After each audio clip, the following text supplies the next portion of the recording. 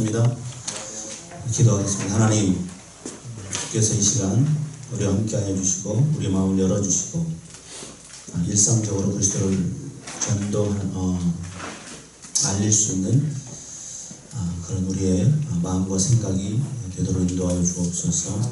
하나님, 우리가 살아가면서 해야 될 가장 소중한 것, 하나님의 복음을 증거하는 것임을 기억하게 하시고, 하나님, 날마다 삶 속에서 잊어버리지 않는 저희가 되게 하옵소서. 예수님의 이름으로 기도합니다. 아멘.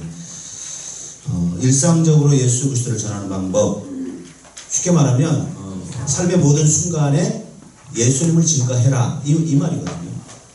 밥을 먹을 때도 예수님을 증거할 수 있는 기회를 찾는 거고, 공원에서 쉴 때도 예수님을 증거할 수 있는 기회를 찾는 거고, 여러분들이 가끔 하는 동창회라든가 어떤 모임에 있으면 그 모임에서도 예수님을 증거할 수 있는 기회를 찾는 것, 이런 것을 한마디로 일상적으로 예수 그리스도를 전하는 방법이라고 이야기합니다. 어떤 사람은 배드민턴 치는 걸 좋아하면 배드민턴 치는 것에 이제 전념인 사람 있잖아요. 그죠?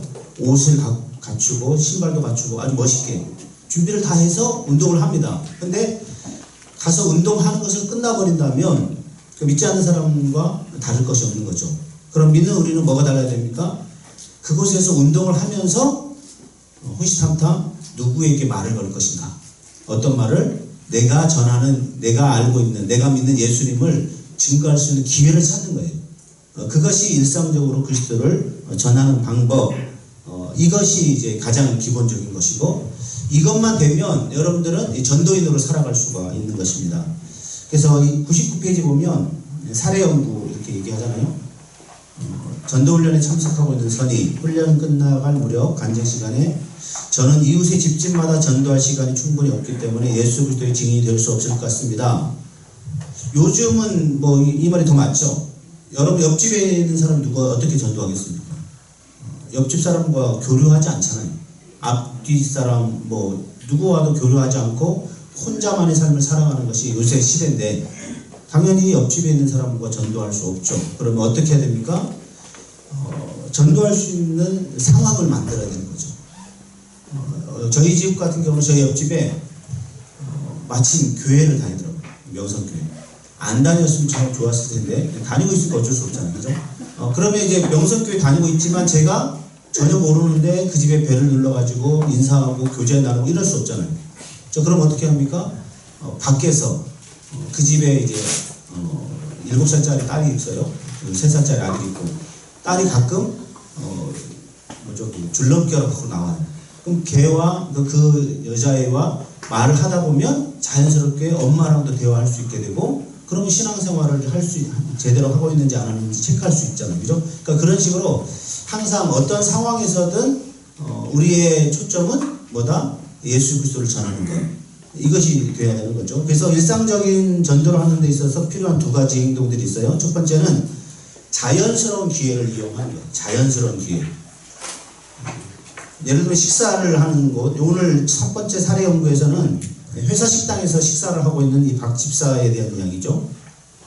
항상 점심을 가져와서 사무실에서 먹었는데 그날따라 회사 식당에서 점심을 먹게 된 거죠. 점심을 먹는데 옆 분야에서 일하는 다른 사람들을 만나게 됐고, 식사 도중에 어떤 교회의 세미나에 참석했다는 얘기를 듣게 되고, 그리고는 그들 중 한 사람이 경수와 함께 차를 마시는 기회가 생긴 거죠. 자, 차를 마시는 기회가 생기면서 뭐라고 합니까? 예수님을 어떻게 생각하는지. 왜냐하면 세미나에 참석했기 때문에, 교회에서 하는 세미나에 참석했기 때문에 교회에서 세미나에 참석해서 어떠한 유익이 있었는지 물어보게 될 것이고요. 또 예수님에 대해서 어떻게 생각했는지 물어보겠죠. 그리고는 예수님께서 나의 삶을 어떻게 변화시켰는지 자신에 대한 짧은 간증을 하고, 그리고 나서 사형리를 들어보셨습니까? 라고 이야기하면서 사형리를 전도하게 되는 거죠. 그러니까 자연스럽게 전도의 기회를 이용했던 방법이 있는 거죠. 자, 첫 번째 방법은 무엇입니까? 혼자 늘 식사를 했었는데 사무실에서 이번에는 회사 식당에서 먹기로 한 거죠. 그죠? 회사 식당에서 먹기로 한 거. 그러니까 삶의 패턴을 다르게 가져가야 전도할 수 있는 기회가 생기는 거예요. 어떤 사람은 직장에서 혼밥하는 사람이 있어요. 그죠? 누구와도 어울리지 않고, 그래 점심시간만큼 조용히 살고 싶다. 그래서 혼밥하는 사람도 있어요. 혼밥하면 전도의 기회가 전혀 생기지 않습니다. 그렇죠? 누군가와 밥을 먹고 누군가와 대화를 해야만 전도의 기회가 생기는 거예요. 그래서 여러분이 할 수 있다면 뭐 혼밥도 좋지만 뭐 혼밥이 끝나고 나서는 가급적 여러분의 주변에 있는 친구들, 이웃들, 동료들에게 여러분 커피를 사주는 게 좋습니다. 전도는요 돈이 들어가야 됩니다. 공짜로 얻으려고 하지 마세요. 공짜로 얻어질 수 있는 것은 세상에 아무것도 없습니다. 여러분의 시간을 투자해야 되고 물질을 투자해야 됩니다. 왜냐하면 세상에 가장 귀한 한 영혼을 살리는 길인데 시간을 투자하지 않고 물질을 투자하지 않고 얻으려고 하는 것, 이것은 말이 안 되는 거죠. 그러게 여러분이 여러분에 있는 물질을 나눌 수 있어야 됩니다. 그 사람에게 뭐 커피를 사주든지 아니면 뭐 스무디를 사주든지 뭔가를 대접하면서 자연스럽게 대화할 수 있는 기회를 얻을 수 있어야 되는 거죠. 그럴 때 그가 상대방이 여러분과 대화를 하는 거지, 전혀 그거 없이, 그런 행위 없이 너 교회 다니고 싶어? 아니라면 뭐 너 예수님에 대해서 들어갔니? 라고 했을 때 상대방이 뭐라고 대답하겠습니까? 자, 우리 형제, 전혀 그런 행동이 없이 너 예수님에 대해서 들어봤니? 아니면 너 교회 다니고 싶어? 라는 말을 하면 뭐라고 반응할 것 같아요? 좋은 반응이 나오겠습니까? 아니죠. 좋은 반응 나올 수 없는 거예요. 그죠? 나 관심 갖지 마세요. 나 그런 거 듣기 싫어요. 이렇게 나오거든요.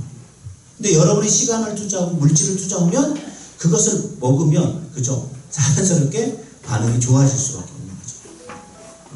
우리나라 사람들은요, 배가 부르면 마음이 편안해집니다. 그쵸? 뭔가를 먹으면 마음이 열려지게 돼 있어요.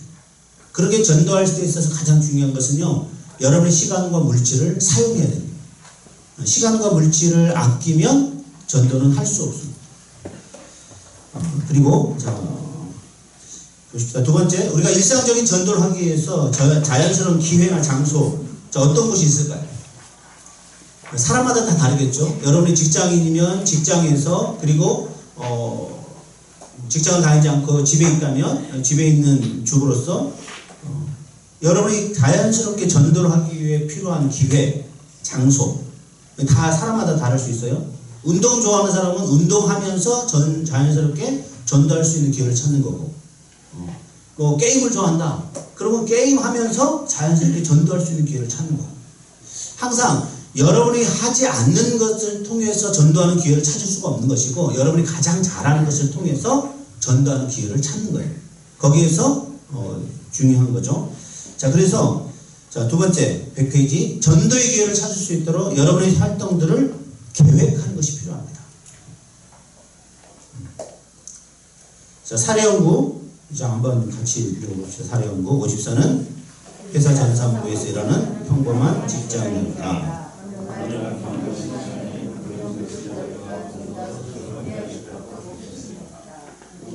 새로운 사람들을 만날 수 있는지 알기 위해 주변을 둘러보기로 했다. 54는 전도하기 위해 직장 근처 한 상점의 전원과 친해지기로 작정했다. 다음날 거기서 점원으로 일하는 민재를 만났다. 민재 역시 같은 직장이었기 때문에 서로 이야기가 잘 통하였고, 54는 전도연 소책자 풍성한 삶의 초대 편지를 주면서 그것에 대한 자신의 의견을 나눴으면 좋겠다고 말했다. 54는 민재와 하루를 정해 민재의 의견을 들으러 오기로 했다. 54와 전도연 소책자에 대한 민재의 의견을 물었고, 그 후에 사형리를 전하여 민재는 예수 그리스도를 영접했다. 그 54는 계속 방문해 예수 그리스도와 새로운 관계에서 성장하는 법을 민재와 나누었다. 자, 이렇게만 되면 전도는 너무 쉬워요. 그죠? 근데 이렇게만 되면 얼마나 전도 쉽습니까? 그죠?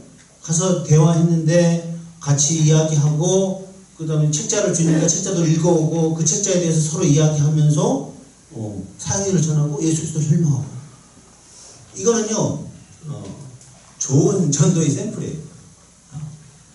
이러한 이 전도의 샘플이 100개 중에 10개도 안 됩니다. 쉽게 말하면 10사람 만나면 한 사람이 들을까 말까 해요. 나머지는요 관심 없어요. 여러분과 대화하지 않으려고 합니다. 자기가 진짜 좋아하지 않은 것은 여러분과 나누려고 하지 않습니다. 그리고 사람들은요 자신의 마음속에 있는 것을 나눌 생각이 별로 없어요. 자, 쉽게 말하면 우리 하얀 옷 입은 형제는 제가 성함을 몰라서 네, 금형제님. 금형제님 그 친구들이 많이 있죠? 친구는 많이 없습니다. 아, 많이 없어요? 몇 명 있어요? 손에 꼽아요? 손에 꼽히는 친구들과 복음에 대해서 이야기하나요? 거의 못하죠. 이유가 뭘까요? 그 친구들 워낙 이제 오래 봐왔으니까 네. 저를 이제 잘 알고 있고 좀 부끄러워요.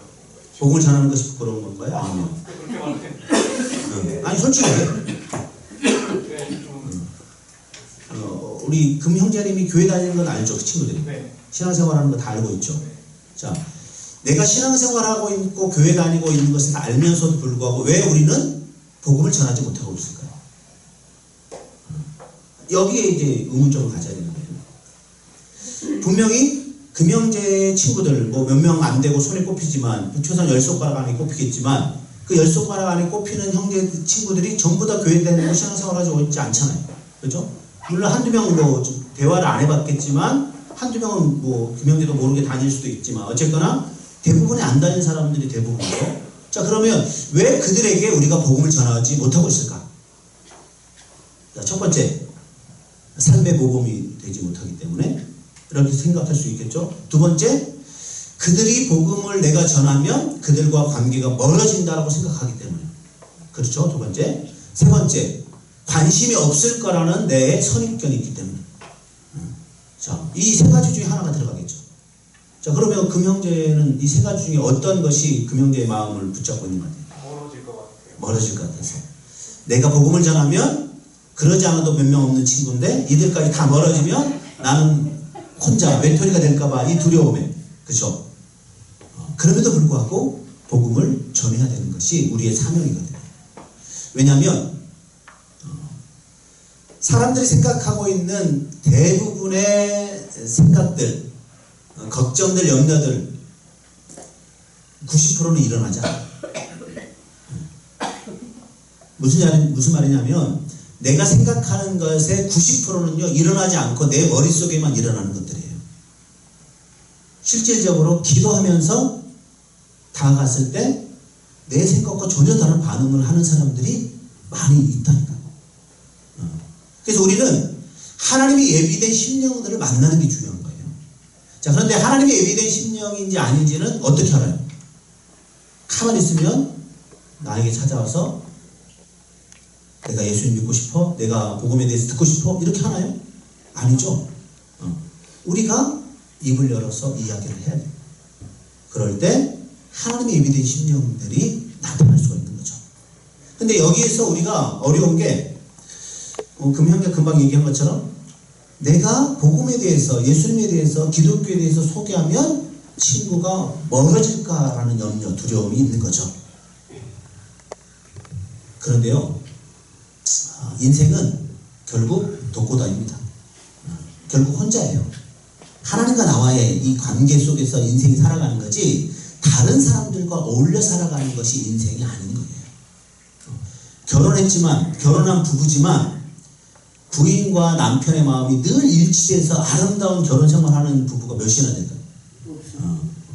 있긴 있어요. 없진 않아. 그렇게 단정지면 안 돼. 사모님한테 나중에 혼나려고 그러니 단정지면 안 돼요. 있긴 있는데 극히 희박하죠. 왜냐? 서로의 마음의 생각이 다를 수밖에 없으니까. 그쵸? 그러니까 인생은 결국 혼자거든요. 하나님 앞에서 홀로인 사람들이에요. 그런데 내 친구들, 이들과 멀어질까 염려가 되어서 복음을 전하지 못하는 것, 하나님 기뻐하지 않는 거겠죠. 자, 그러면 혹 이들과 멀어질 각오를 해서라도 내가 알고 있는, 내가 믿고 있는 예수님을 증거하는 것, 이것이 하나님이 기뻐하는 일일까요? 기뻐하지 않는 일일까요? 기뻐하는 네, 하나님이 기뻐하는 일이에요. 그렇죠? 자, 그러면 하나님이 기뻐하는 일은 해야 됩니까? 하지 말아야 됩니까? 해야 되죠. 자, 그럼 어떻게 해야 됩니까? 이번 주, 다음 주 올 때까지 숙제. 그 몇 명 안 되는 친구 중에 최소한 한 명 이상에게 복음을 전하는 거. 그와 멀어지더라도. 왜냐하면 그와 멀어질 각오를 하고 복음을 전하면요, 또 다른 친구를 하나님 붙여주세요. 하나님 그런 분이거든요. 하나님은 형제님이 풍성한 삶을 살기를 원하시지, 그죠? 빈약하고 빈곤한 삶을 원하시지 않잖아요. 그죠? 그러니까 내가 계획한 것보다 더 많은 유익을 하나님이 허락해 주시거든요. 그래서 오늘 다시 얘기하지만 여러분이 생각하고 여러분이 걱정하고 근심하고 고민하는 것들 90% 이상 일어나지 않는 거예요. 그러니까 여러분 걱정하고 두려움에 쌓이지 마시고 적극적으로 여러분의 삶을 떨쳐 일어나서 전하는 거예요. 할렐루야? 이것이 필요한 거예요. 그래서 우리가 계속해서 여러분이 계속해서 10주 동안 공부했던 것들이 다 그거잖아요. 입을 열어 복음을 증거하자. 결과는 누구에게 맡기고? 하나님께 맡기고. 그리고 하자 뭐 했잖아요. 그죠? 근데 여전히 안 움직이고 있잖아. 말만 하고 행동은 안 해요. 이율 배반적인 삶을 살아서 안 돼요. 그죠? 여러분 친구가 아무도 없어도 괜찮아요. 예수님이 여러분의 친구가 되면 돼요. 그런데 예수님은 그런 분이 아니잖아요. 이 친구가 없어지면요 더 좋은 친구를 예수님 붙여주시거든요. 신앙으로 가장 중요한 친구를 예수님 분명히 붙여주시기 때문에 여러분 특별히 앞에 있는 4명의 우리 형제 자매 광산교회 청년들이죠. 회장? 회장, 부회장, 서기, 총무, 회계 없어요? 나머지 다 임원들? 그냥 일반 성도 훌륭합니다. 원래 회장은 이제 회장직이기 때문에 어쩔 수 없이 오는 거지만 일반 형제자매들은 그냥 마음으로 참여했으니까 어쨌거나 다 훌륭한데 이 4명에게 오늘 숙제 여러분의 친구들 있잖아요. 그죠? 같이 밥을 먹는 친구라든가 아니면 같이 운동을 하는 친구라든가 같이 게임을 하는 친구라든가 그죠? 뭔가 있잖아요. 분명 없지 않죠? 아무도 없다 아니죠? 다 있죠? 그 사람에게 최소한 한 명 이상에게 복음을 전하는 거 이게 숙제입니다. 우리 4명의 형제자매 제 얼굴을 보고 제 눈을 보고 숙제? 오케이? 자 체크하세요. 숙제 했는지 안 했는지. 제가 다음 주에 오지 않지만 우리 간사님들이 체크할 겁니다. 도훈자매도 청년입니다. 도훈자매는 우리 교회니까 신경 쓰지 마시고 광성교회만 우리 순이에요. 도훈자매 잘하고 있어요. 우리 순이에요. 우리 순. 알았어. 그럼 목사님 알아서 하시고. 자 어쨌거나 이 전도의 기회를 찾을 수 있도록 여러분의 활동들을 계획하는 것이 필요합니다. 근데 하나님이 기뻐하시는 거예요. 그죠? 자 그래서 여러분이 그리스도를 전할 수 있도록 기회를 마련하기 위해서 여러분이 계획할 수 있는 활동들이 뭐가 있을까요? 여러분의 삶에서 가장 빈번하게 일어나는 것들 중에서 하나를 찾으면 됩니다. 회사를 다니면 회사의 동료들 가운데 아니면 학교를 다니면 학교 친구들 가운데 여러분과 함께 늘 식사하고 차 마시고 이러한 친구들 있잖아요. 그렇죠? 여러분이 힘들 때마다 여러분이 피곤할 때마다 같이 고민을 나누는 친구들 그들에게 복음을 전하는 것이 가장 중요한 거예요. 왜냐하면 그들에게 복음을 전하지 않으면요 그들이 다른 사람을 통해서 복음을 듣고 예수님을 알게 되고 신앙생활을 하게 되면 여러분들이 뭐라고 얘기할 것 같아요? 야, 너 왜 나에게 복음을 전하지 않았어? 왜 너 나에게 예수님에 대해 소개해 주지 않았어? 라고 원망하지 않을까요? 원망해요. 사람은요 그럴 수밖에 없어요. 그러기에 여러분 그런 원망을 듣지 않기 위해서라도 여러분이 믿고 있는 여러분이 알고 있는 예수님에 대해서 증거할 수 있는 기회를 찾아야 되고 그것을 증거하기 위해서 계획하는 것이 필요합니다. 자 101페이지 전도를 위한 대화를 시작하는 방법. 자 뭡니까? 사람들에게 뭘 가져야 될 것 같아요? 관심을 갖고 어떻게 대해야 되죠? 관심을 갖고 막대하라? 친절하게 대하라. 친절하게. 뭐 대화를 시작하는데 사용하는 질문이 보니까 여기 많이 있어요. 뭐 오늘 일은 어떻습니까? 여기에 자주 오십니까? 당신 업무가 마음에 드십니까? 이러한 질문하면요 아무도 대답 안 합니다. 여기에 있는 질문은 그냥 예를 든 거고 여러분의 일상생활에서 늘 사용하는 그 대화들 있죠? 그것을 통해서 대화를 이뤄나갈 수 있어야 됩니다. 무슨 말씀인지 아시겠죠? 여기에 있는 대화는 그냥 표범으로 한 거지 이것대로 해야 된다라고 말하는 게 아니에요. 왜냐하면 이것대로 하면 딱딱해져요. 당신 업무가 마음에 드십니까? 이 사람이 왜 내 업무에 대해서 왜 그죠? 그러니까 이런 것들이 아니라 여러분이 늘 할 수 있는 사용할 수 있는 사용하고 있는 그 언어로 여러분이 말을 바꿔서 이야기하는 게 필요합니다. 자, 두 번째는요. 그들의 관심과 절실한 필요를 알기 위해서 질문해라. 관심을 측정하는 데 있어서 여러 가지 것들이 있죠. 그들의 관심. 요즘 삶이 어떻습니까? 나 요즘 삶이 너무 피곤하고 지친데 이것을 어떻게 하면 좋을까요? 라고 하면서 여러분의 필요를 미리 이야기하는 것도 필요합니다. 그냥 먼저 당신 여가 시간에 무엇을 하십니까? 라고 물어보면 너가 왜 내 여가 시간을 신경 써? 라고 생각하겠죠. 그죠? 내 여가 시간에는요 이런 거 합니다. 이렇게 친절하게 대하는 사람이 누가 있어요? 그 친구도 그렇게 친절하게 대합니까? 아니죠. 그렇게 안 돼요. 그러니까 여러분의 문제를 먼저 이야기하면서 나는 요즘 고민이 있는데 그 고민이 있을 때마다 기도하니까 이렇게 되더라라고 여러분의 이야기를 먼저 풀어줘야 상대방이 듣게 되는 거거든요. 그러니까 항상 대화의 기법은 그거예요. 나의 문제를 문제 아닌 문제 같은 거라도 나의 이야기를 먼저 해주고 그리고 상대방으로부터 이야기를 끌어내는 것. 이게 대화의 기법 중에 하나예요. 이걸 잘 활용했으면 좋겠습니다. 그리고 대화 중 연결고나 전화문을 통해서 그 대화를 누구에게 돌리고 예수 그리스도께로 돌리는 것. 그러한 상황이군요. 그건 어렵군요. 자, 그런데 나는 이렇게 행동했습니다. 나는 이렇게 그것을 이겨나갔습니다. 직장에서 힘들어하는 형제들이 있겠죠. 직장에서 힘들어하는 자매들이 있겠죠. 그러면 그 직장에서 힘들어하는 것이 나도 예전에 그런 문제 때문에 고민하고 힘들었는데 내가 믿고 있는 그 예수님께 기도했더니 이렇게 문제가 풀렸습니다.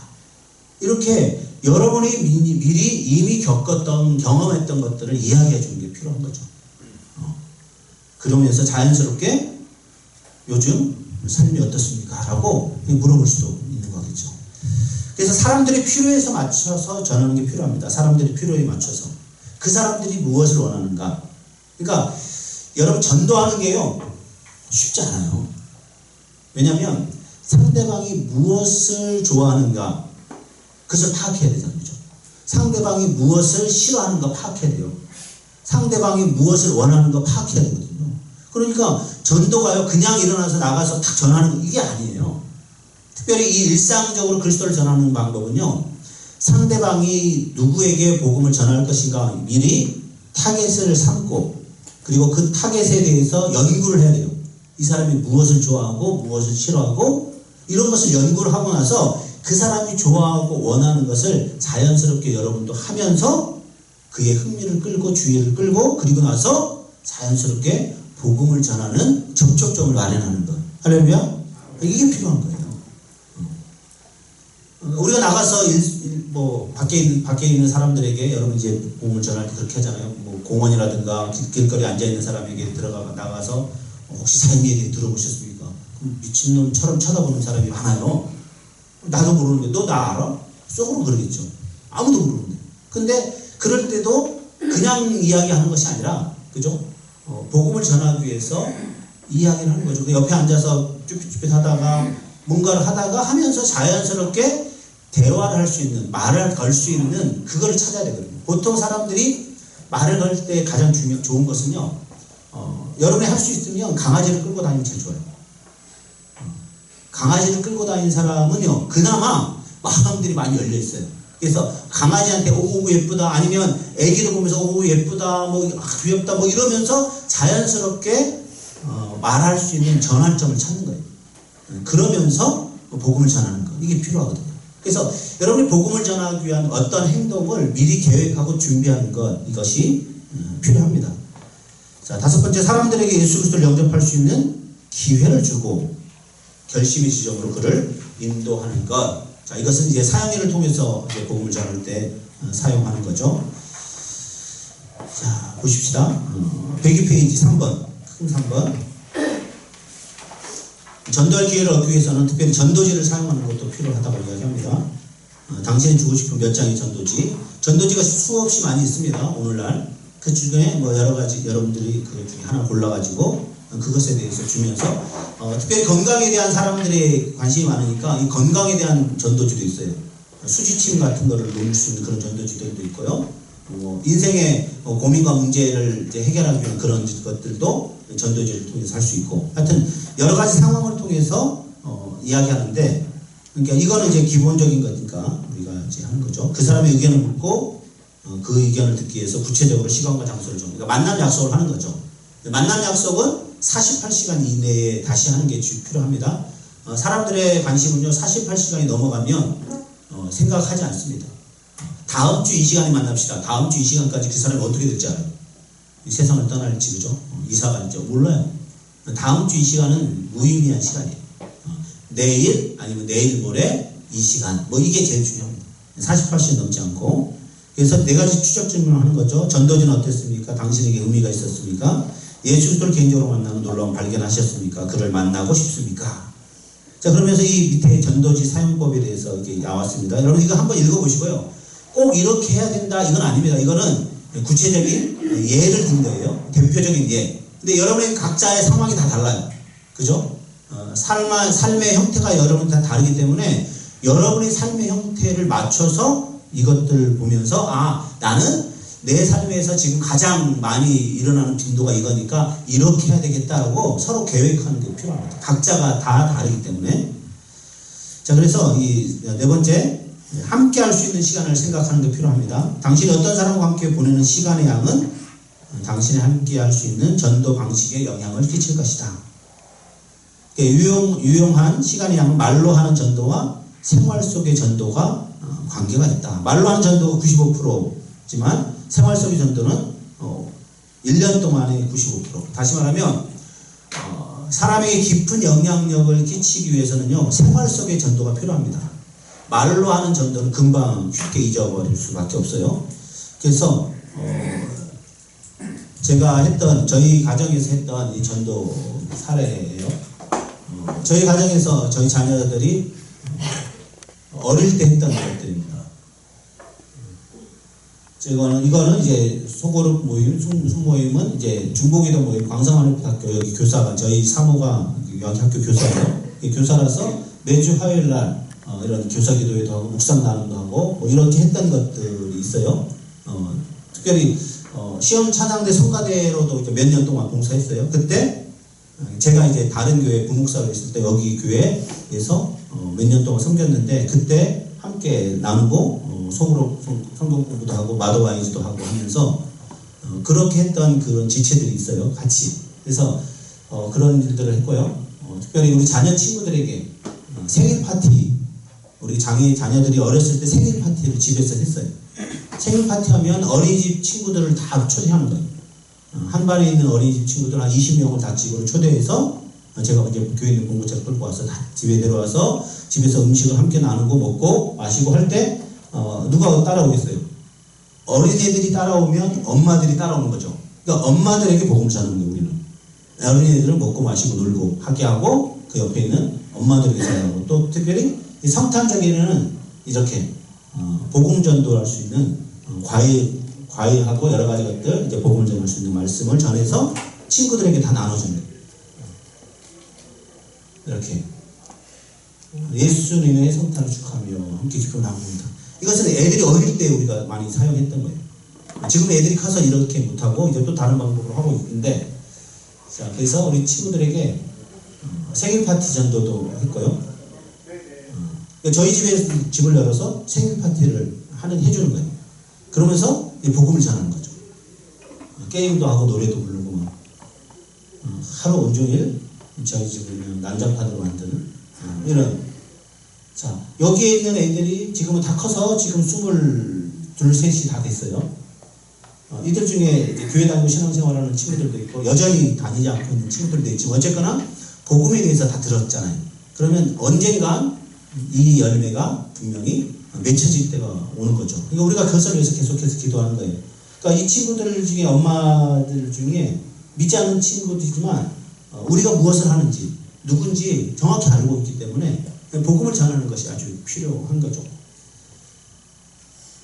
그래서 뭐 저희 가정은 이제 사순절에들 세속책도 했고 큐티 가정예배 뭐 이런 것들을 통해서 이거는 이제 저희 가정에서 했던 것들인데 이것을 통해서 여러분 계속해서 자녀들에게 복음에 대해서 확신적으로 들릴 수 있는 것이고 여러분이 이제 끝날 때 가는 문중경 선교 기념관 가시잖아요.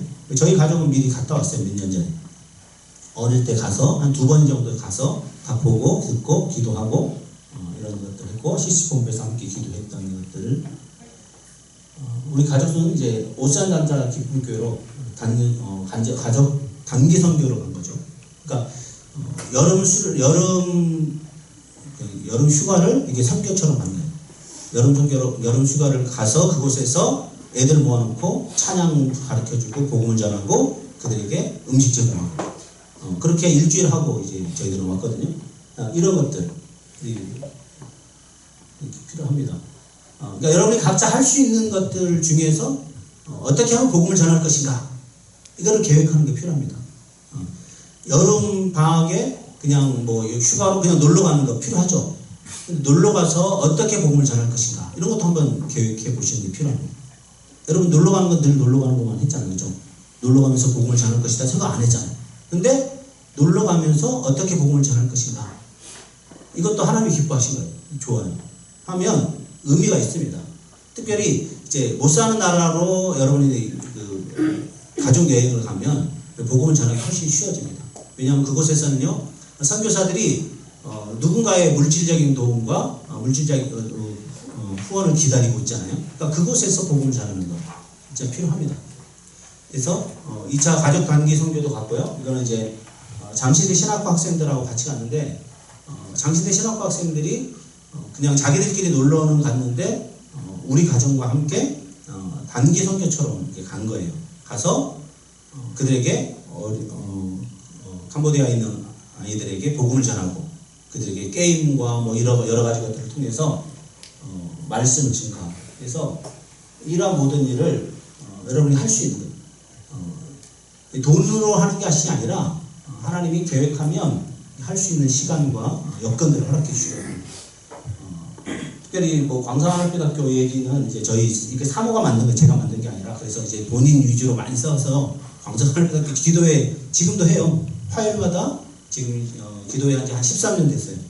그 13년 되는 기도회 동안 엄마들 계속 바뀌잖아요. 왜냐하면 애들이 이제 졸업하고 다른 데 가면 엄마들이 또 바뀌고 또 바뀌는데 13년 됐는데 그 기도회 모임에 참여하는 엄마들이 다 믿는 엄마들이 아니에요.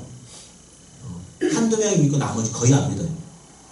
자기 자녀가 장애하기 때문에 함께 기도하는 마음으로 참여하는 거예요. 절에 다니는 사람도 있고요. 아예 무교인 사람도 있고 뭐 외국인 노동자 가정도 있고 다 있어요. 근데 자녀가 장애라는 이유 하나만으로 이들은 이곳에 와서 서로의 삶의 아픔을 나누고 함께 기도하는 거예요. 자, 그러면서 여기에 있는 졸업생들 중에 지금 광성교회에 연결된 사람이 많이 있어요. 예전에 그런 거 있잖아요. 공은 제주가 부리고 그다음 뭐죠? 돈은 그러니까 기도는 저희 집사람이 다 했는데 결과는 이제 광성교회로 다 갔더라고요. 이해가 되시죠? 뭐 광성교회에서 누가 우리에게 이렇게 하라고 한 적도 없고 물질 도와줘서 한 것도 없고 그냥 했어요. 왜? 하나님 기뻐하는 일이니까. 근데 여기에서 계속해서 그런 모임을 하니까 자연스럽게 이쪽에 있는 교회로 연결이 된 거죠. 잘 된 거예요. 너무 감사하고.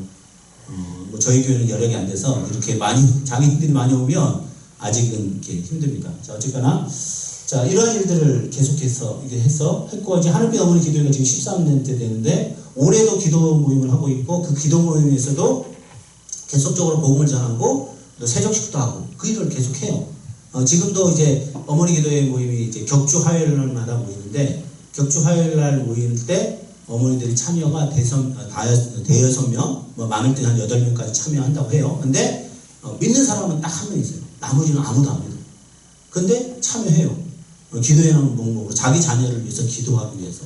자, 그러니까 그들에게 계속적으로 복음을 전할 수 있는 기회가 생기는 거죠. 그러니까 이런 것처럼 여러분이 할 수 있는 곳, 여러분이 머무는 곳에서 어떻게 복음을 전할 것인가 그 고민하고 기도하고 준비하는 것이 필요합니다. 특별히 도시선교협력회에서는 그러니까 여름에 CCC 학생들, 대학생 수련회가 끝나고 나서 저희 교회에 3일 동안 왔어요.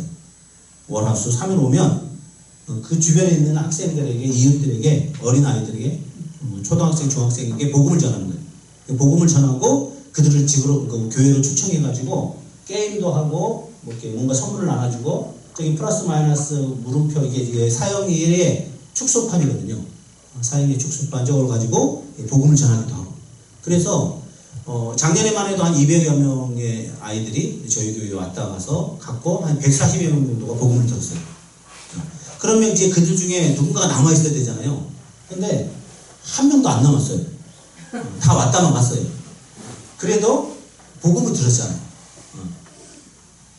자, 이쪽에 이제 대학생들이 와서 이렇게 한 거고, 저기 복음을 전하는 내용이고, 여기서 아무도 연결이 안 됐고, 그냥 복음만 듣고 갔습니다. 그리고 우리도 바자회도 했어요. 어떤 바자회였냐면, 이 복음 바자회라고, 저희 교회에 본당으로 올라오면 이 복음을 전하는 거예요. 사형제로 다 복음을 전하는 거예요. 밑에서 음식을 팔고, 그 다음에 이제 옷들을 파는데 아주 싸게. 옷도 뭐 한 2, 3천 원, 뭐 이런 식으로 팔고, 거기에 이제 온 사람들한테 하나씩 쿠폰 같은 걸 나눠줘요. 사랑의 열매, 성령의 9가지 열매들을 이제 주면 그 성령의 열매의 9가지 열매를 가지고 본당 위로 올라와요. 그러면 그 9가지 열매에 따른 선물들을 이제 공짜로 다 주는 거예요. 그러면서 자연스럽게 본당 안으로 들어오게 해서 사형에 대해서 들어갔냐? 안 들어갔다. 아직까지 이것도 안 들어갔냐? 하면서 이제 사형예를 전하는 거예요. 물론 이 사형예를 전하고 했는데 아무도 연결이 안 됐습니다. 근데 괜찮아요. 왜냐? 하나님이 기뻐하는 거니까. 저희 교회는 매주 화요일마다 그리고 토요일마다 복음을 전합니다. 저희가 밖에 나가서 사형예로 전하기도 하고, 그 다음에 이제 건빵이라든가 이런 전도지로 전하기도 합니다. 그런데 그 전도지를 듣고 사형예를 통해서 복음을 듣고 영접한 사람들이 많이 있어요. 근데 저희 교회로 아무도 연결 안 됐어요. 자, 그러면 우리가 낚시땀하고 낚시돼서 이제 복음을 전하는 거 포기해야 되잖아요. 그쵸? 근데 그러지 않아요. 계속해요. 왜냐? 이 복음을 듣고 마음이 움직인 사람들이 우리 교회라고 오지 않더라도 다른 교회 가더라도, 할렐루야? 이게 하나님이 기뻐하는 일이잖아요. 그죠? 하나님이 기뻐하는 일만 하면 되거든요. 하나님이 기뻐하는 일만 하면 되는 게 우리의 사명이거든요. 꼭 이 사람 복음 전했으니까 이 사람은 무조건 우리 교회에 나와야 된다. 여러분, 이것은 하나님이 기뻐하는 일이 아니에요. 그들이 어느 교회 가든지 상관없이 복음을 전하는 거, 이게 필요하죠. 자, 그러게 우리는 저희 교회는 코로나 팬데믹 시대에도 그 예배당의 문을 닫지 않았습니다. 새벽을 계속 했고요. 수요일날, 금요일날 말씀을 계속 전했습니다. 몇 명 오지 않더라도 계속을 전했어요. 그랬더니 하나님께서 이제 열매를 보여주신 거예요. 저희 교회에 이제 한 부부가 왔어요. 젊은 부부, 30대 초반의 부부. 이 근처 저희 교회 옆에 있는 그 준촌 아파트, 올리빅 코레온 아파트가 입주하면서 이제 거기에 이제 이사온 부부예요. 이것저것 교회를 이제 돌아다녔어요. 근데 저희 교회 와서 이야기하다가 우리는 코로나 팬데믹 때도 한 번도 교회 문을 닫지 않았습니다. 뭐 이런 얘기를 자연스럽게 하다가 그 친정 엄마가 그 교회에 너희들 꼭 참여해라. 예배를 멈추지 않은 교회, 그 교회가 진짜 교회다. 그래가지고 이 두 부부가 그 엄마의 강력한 권유에 의해서 저희 교회에 지금 등록하고 지금 풍성한 삶에 대해서 함께 공부하고 있어요. 젊은 청년들. 그리고 또 하나는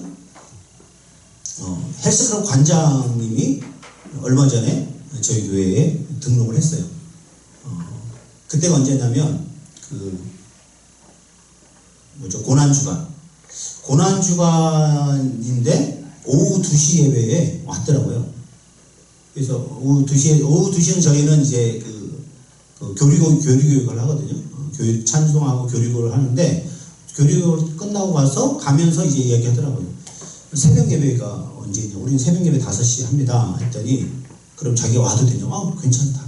와도 된다고. 했더니, 그때가 마침 2주간에 걸쳐가지고 제가 이제 특별 새벽 기도회를 이제 하고 있었거든요. 근데 이분이 그 특별 새벽 기도회를 참여하면서 자연스럽게 저희 교회로 연결이 됐어요. 이분의 간증이 뭐냐면, 이분이 신앙생활을 안 한 게 아니라 40대 때부터 신앙생활을 하기 시작했어요. 그래서 뭐 화성이든 어디든 다른 교회에서 신앙생활 하다가 이쪽으로 이사 온 지 얼마 안 됐어요. 이쪽으로 이사 온 지 얼마 안 됐는데, 이 근처에 있는 교회를 다녀봤겠죠. 여기저기 오륜교회도 가고. 근데 이분이 이렇게 고백하더라고요. 자기가 오륜교회에서 졸고 있는 자기 모습을 보고 깜짝 놀랐다. 이러면 안 되는데. 그러면서 교회를 여기저기 찾아다녔다가 저희 교회랑 이게 연결이 된 거예요. 근데 이제 저희는 이제 그런 거 있죠. 한 번 왔다 갔는지 계속 올지 모르니까 뭐 어떻게 해야 될지도 모르고 또 새벽에 와서 새벽 예배 끝나고 6시에 출근한대요. 저는 몰랐죠. 무엇을 하는 사람인지도 몰랐어요. 나중에 알고 보니까 헬스클럽을 운영하시는 분이에요. 그러니까 헬스클럽을 아침 새벽 6시에 문을 여는 거예요. 그러니까 새벽에 5시에 와서 기도하고 5시 한 30분쯤에 헬스클럽으로 가서 문을 열고 그러는 거예요. 그러니까 처음에는 몰랐으니까 아니 이 새벽에 어디 가서 뭘 하지? 궁금하고 또 머리도 거의 밀었고 수염 좀 있으니까 등치 좋고 누군지 이상하잖아요. 근데 물어볼 수도 없고 왜? 새벽 예배 드리러 왔지 우리가 뭐 이렇게 신상에 대해서 물어볼 수 없으니까. 그런데 이제 그렇게 일주일 동안 새벽 예배 끝나고 와서 주일날 예배를 드리러 온 거예요. 11시 예배. 그러니까 11시 예배 드리러 오니까 자연스럽게 물어보게 된 거죠. 그러니까 이제 헬스클럽을 운영하시는 것을 알게 됐고, 그 다음에 이제 새벽 예배 때마다 이제 헌금을 해요. 헌금한 때 이제 이름을 쓰잖아요. 그 이름을 쓰고는 번역 보고 인터넷을 찾아봐야 되는데 전 찾아볼 생각도 안 했어요. 감사하지 뭐 이렇게 끝냈는데 저희 사모가 아니 이름이 있으면 찾아봐야 되지 않냐, 어떤 사람인지 우리가 모르니까 찾아봤더니 유명한 사람들, 새롭게 하소서에 나와서 간증할 정도로 유명한 사람이고 헬스 그쪽에서도 아주 유명한 사람이었어요. 여러분 지금 이름 치면요 지금 유튜브에 뭐 엄청나게 나오는 사람이에요. 근데 처음에는 혼자 왔는데 그 다음 주부터 자신의 관원들을 데리고 와요. 그래서 갑자기 형제들이 덩치 큰 헬스하는 형제들이 7명이 생겨버린 거예요. 그리고 그 형제의 여자친구 그리고 부인까지 해가지고 갑자기 지난주에는요 더 많이 생겼어요. 오늘 이제 지금 헬스클럽 오늘 이제 보디빌딩 데이가 있어가지고 광운대로 다 가서 제가 기도해주고 이러는데 이분들이 이제 계속해서 예배를 참석하고 교회를 와요. 그리고 신앙생활을 같이 해요.